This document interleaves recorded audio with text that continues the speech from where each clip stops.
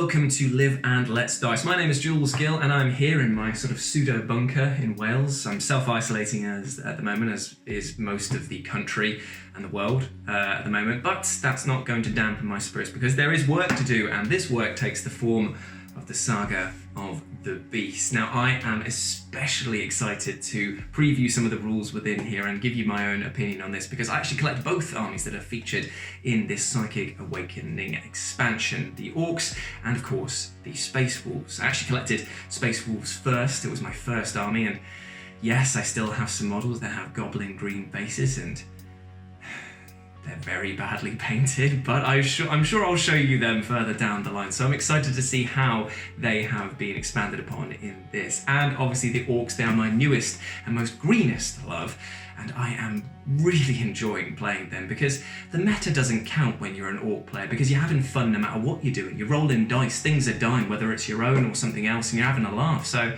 that's fantastic. The Space Wolves, however, well, they have needed a bit of a buff. They got their own codex a couple of years ago, and it was fine. They basically joined in at the tail end before all of the Primaris stuff really kicked off, and they have been suffering a lot in its wake because, well, they haven't had combat doctrines, they haven't had any of the new stuff added in, and there's a lot of questionable choices, such as why scouts are elites for them. That kind of doesn't make much sense when you consider the sort of pack and hunting nature that they've got going on. But don't worry, a lot of this stuff has been addressed right here. The new model that the Space Wolves got is an updated version of Ragnar Blackmane, and I'm sure that many of you who are already following this will know that his stats have already been leaked online, as has Gaz and as Makarai's stats as well, but we will go through them for those who don't know what the hell I'm talking about. Now, Ragnar Blackmane is the first Space Marine hero to have crossed over from the Rubicon, which always makes me think of, pretty sure Rubicon's a drink. Yeah, it is a drink, isn't it? Yeah, it's a soft drink here in the UK. Now, what's happened is that he and Gaz had a bit of a falling out. They had a big old fight, and Ragnar came off worse, despite chopping off Gaz's head. Now, you'd have thought that would have meant that he died, but Gaz somehow has survived thanks to Mad Doc Grotznick, and he's alive and very well looking at his new model, but we'll detail him in the other video. I'm going to spend this first video talking about the changes that the Space Wolves have got. So let's dive in and see what's actually changed for these boys here. Now, we'll go through Ragnar Blackmane's stat line first, because he is the new model that they're really pushing this expansion with. Now, he's got a weapon skill and ballistic skill of 2, which obviously is pretty much par for the course for any hero at the moment, or character. He's got a wound characteristic of 6, which means that he can't be targeted unless you've got snipers, which again, very useful, and we'll detail why that is a bit of a problem for Gaz in the Orc video, because he is above 8 wounds now.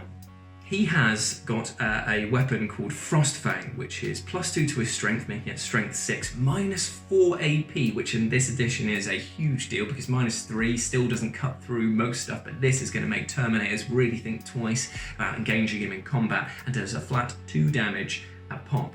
Now, while this doesn't seem that amazing, having a strength 6 weapon in a game that has, strength 12s on average, with knobs being able to have killer claws and power fists all over the place, it is very important because of his special abilities. Now, he's got this thing called Berserker Rage, which is that when he is affected by the Shock Assault ability, you add 3 to his attack's characteristics instead of just 1.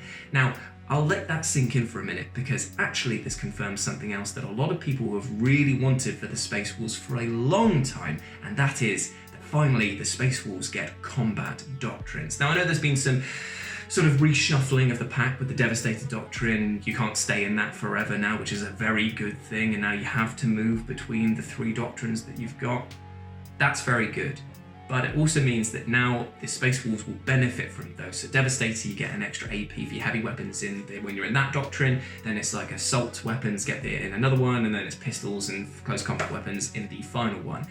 And trust me, the way that the Space Wolves have been shaped with this Psychic Awakening expansion, you will want them to be moving towards that final one of close combat and getting the most out of it, and I'll detail that in a minute. So he gets an extra 3 attacks, which means that he has got 7 attacks on base, which means that if he's on the charge, he will have 10 attacks. 10 strength 6, weapon skill 2 attacks, and he can re-roll Any failed hits of 1, meaning that pretty much all of those 10 attacks are going to be coming through.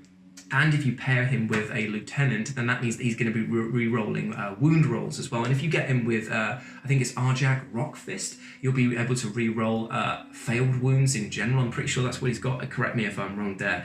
But his other abilities that he's got are Battle Lust, which means that when Space Wolf's units are within 6 inches of him and not within 3 inches of an enemy unit, and they are consolidating, they move 6 inches instead of 3.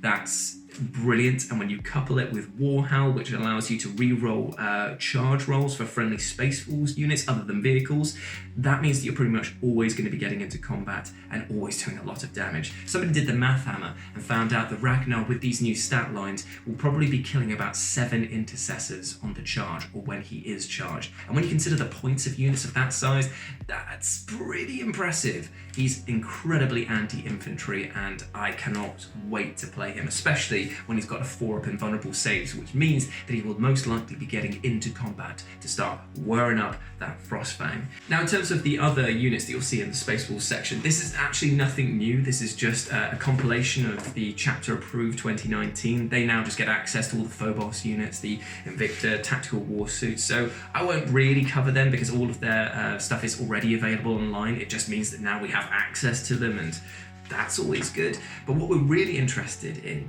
is the special Battle Forged abilities they get. Now, for those of you who have been collecting and following the Space Wolf stuff for a while, you'll know that we have this ability called Hunters Unleashed, which is, for the longest time, was our kind of version of the shock attack stuff. It was, you get a +1 to hit when you are charged or charged, and you can consolidate 6 inches when you're doing heroic intervention instead of 3. It was fantastic because it meant that your hits were always going through. The problem is that a lot of stuff that we're fighting in this current game is heavily armored, and a lot of AP 0 attacks, it doesn't ever feel like you're doing that much, because unlike orcs who have the strength of numbers, you're kind of more elite. You have much less bodies to attack with, and while you're hitting loads, you're not really converting those into actual wounds, especially when you've got, like, I don't know, the Necrons with their 3-up invulnerable saves for like Tomb Blades or whatever it is that they've got.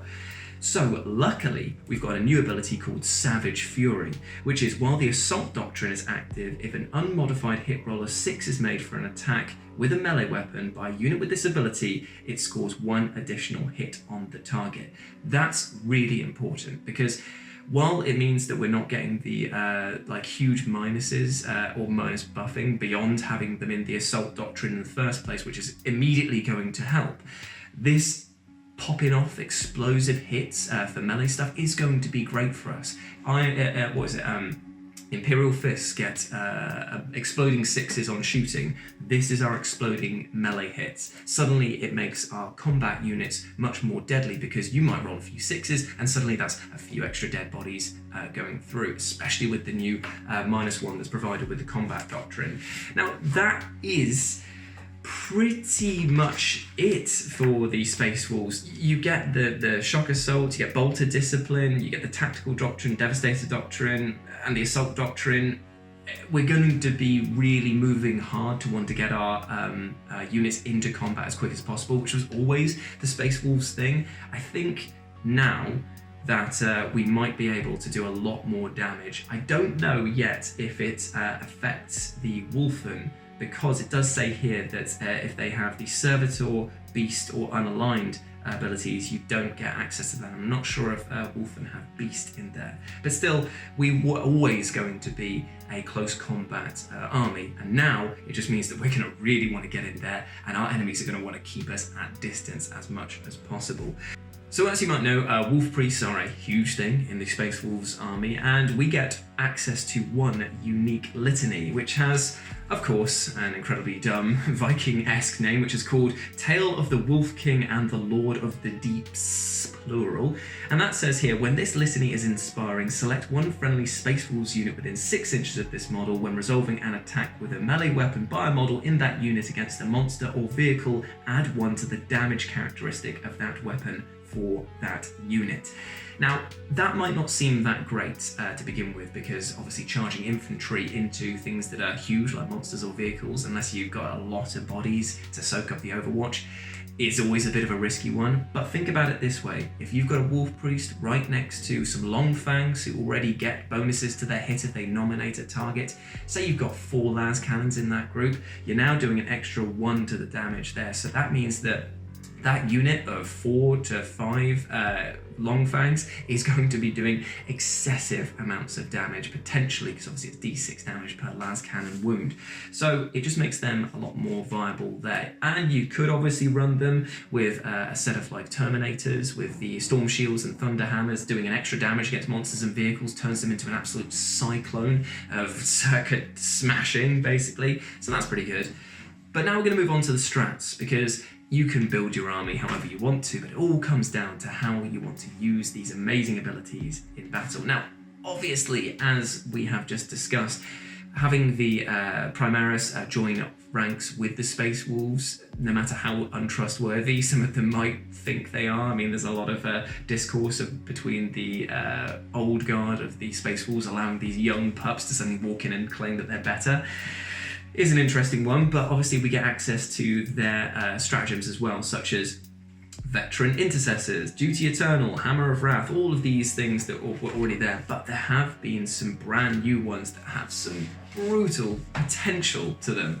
Now, the best one for me is Countercharge. For 1 CP, you can use this stratagem in your opponent's charge phase. Select 1 Space Wolves unit from your army. Until that end of phase, that unit can perform a heroic intervention as if it were a character. In addition, it can perform a heroic intervention if there are enemy units within 6 inches of it instead of 3, and when doing so can move up to 6 inches instead of 3 inches.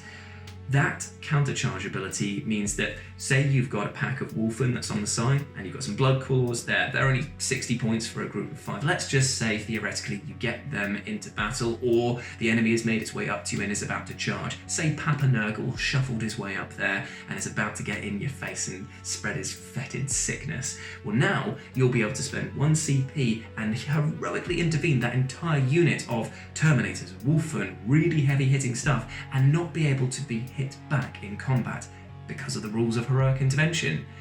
That, for 1 CP, is insane. Being able to turn the tide of battle in your opponent's turn, it means that you're going to have situations where bunching up units together is going to be in your favour, because your enemy's not going to want to get in your face.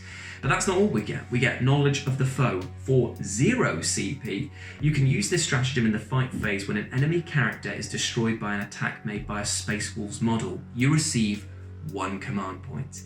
Now, one of the things about playing Space Marines is that we're quite an expensive and elite army. Not super elite, but we're on the average for that.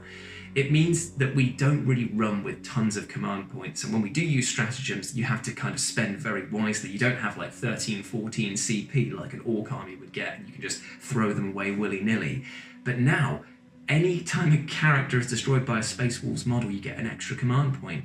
Now, that's going to create a mentality within the Space Wolves that's actually incredibly narratively satisfying, that you'll want to be character hunting, that you will charge, make risky maneuvers to take them down so that you'll have better strats to use further down the line.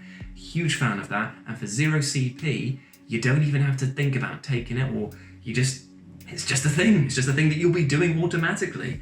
Now, for those of you who like using the big flying coffin-shaped boat, you can definitely get a lot more kick out of it now for 1 CP with Storm Strike. Use this stratagem in your shooting phase when a Stormfang gunship model from your army is chosen to shoot with. Until the end of that phase, when resolving an attack with a Hellfrost Destructor, add 1 to the hit, wound, and damage rolls.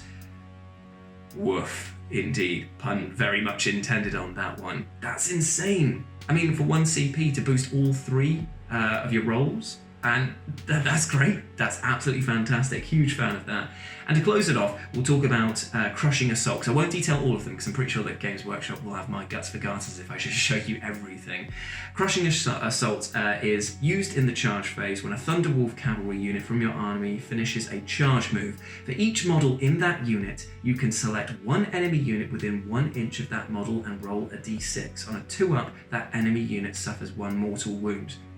Now, in the past, Thunderwolf Cavalry haven't really been used that much, but they've been kind of pushed to the sideline because they're quite expensive. But for 1 CP, being able to do, I mean, you kind of run them usually in packs of like 3, but this would insinuate that you could potentially do more, like a pack of 6. That means that you could potentially be doing up to 6 mortal wounds on the charge. It's not huge, but honestly, mortal wounds in this game are really what counts. There are so many like invulnerable saves and re-rolling save this and doing that. Having mortal wounds is just kind of what is needed, as dirty as it is. So for 1 CP, potentially doing 3 on a charge I would gladly take that. It immediately makes them a little bit more viable. A little bit. I'm hoping to see that they'll get a bit of a reduction in costs. I know that the chapter approved helped with that, but still people are saying it's not quite enough. But let's talk about the new relics that we get as well. Now, some of them replace some of the other relics that are already there, so they just get new stat lines, which is fantastic. There's a lot of extra relics that have been added in, and I'm really happy to see the amount of flexibility that this can offer. We'll only show a few because, again, I'm worried about GW getting a bit annoyed with me on that one. But we get things like runic armor, which is a model with this relic has a save characteristic of 2 up and an invulnerable 5 up save. Now, that's really useful for Iron Priests, for people that don't normally get invulnerable saves. It's quite useful to chuck on, say, like your Lieutenant, who you might want in the combat to do more damage and have those re-rolls of 1 buff. So that's very, very cool indeed. We also get this thing called the Mountain Breaker Helm. This is for infantry characters only. After you've resolved the bearer's attacks in the fight phase, but before they consolidate, you can select 1 enemy unit within 1 inch of the bearer and roll 1d6. On a 2-up, that unit suffers d3 mortal wounds. If this ability destroys an enemy character and the bearer is your warlord, treat the bearer as having performed their deed of legend. That's mad. If you have a Smash Captain on a Thunderwolf and you use the strat that allows you to do mortal wounds on the charge, then you use this to finish off a character, then you use the strat which gets you 1 CP and you've completed your deed of legend as well, I think that that's an incredibly good combination. Obviously it's very situational, but that's fantastic. You also get a kind of similar one for Talisman of the Storms. This is for Rune Priest only. After resolving the first psychic power for the bearer in your psychic phase, roll 1d6, and for each enemy unit within 12 inches of the bearer on a 4-up, that enemy suffers 1 mortal wound. If you're in the thick of battle and you brought in Nyal, the Stormcaller, who gets to conjure up 3 and gets some nice buffs to his psychic powers, chances are you're going to be able to cast something. Having this on him, I think you can have it on him. I want to say you can. Then you'll be able to do lots of psychic damage to them as well. If not, chuck it on a Rune Priest in Terminator armor, deep strike him in, straight into the heart, do extra mortal wounds just by casting in your psychic phase. Smite that then rolls into something else. Absolutely fantastic. But we'll end on Storm Song, which is only equipable for a master-crafted Stalker bolt rifle user, and this relic replaces that and has the following profile. 36-inch range, only 1 shot, but remember, if you're ballistic skill of 2 and you're re-rolling 1s, pretty guaranteed that you'll get that. Strength 6, -3, AP, 3 damage flat, and it can target a character even if it's not the closest unit. So what you've created there, it's basically a character slaying beast. It's kind of similar to the, is it called Tenebris that the Raven Guard have? I think that's how you pronounce it. Having that, but with a unit that is likely going to be charging anyway, means that you've created a threat range of them of a minimum of 36. Big fan of that. But that is the Space Wolves side of Psychic Awakening. Do I think that this is going to change the way that Space Wolves are played? We've always been an incredibly aggressive army, but now we have incentive to be aggressive, not just sit at the back with Predators and Long Fangs and just hope for the best like pretty much every other Space Marine army does. So yes, I love it. The artifacts that you've been added in as well are absolutely fantastic. Like, I love how ridiculously narratively fluffy they are as well. Fluffy little wolf boy. Am I excited to play them? hell yes, because now I'm thinking to myself, if I have some aggressors that are able to countercharge and then absolutely murderize anything that dare comes in front of me, and I've got more abilities to power up my vehicles as well, yes, I'm excited to use them. But what will really be the test is actually seeing how well that works in battle, because you might just charge into like the the charge of the light brigade and get absolutely mowed down, but still at least you'll die screaming dog puns. But anyway, that's been the Space Wolves section of the Psychic Awakening Saga of the Beast. I'm very happy with it. I hope that you enjoyed it, and please let me know what you thought about it down in the comment section below, and I will be back with the Orc section very soon. Speak to you in a bit. Bye.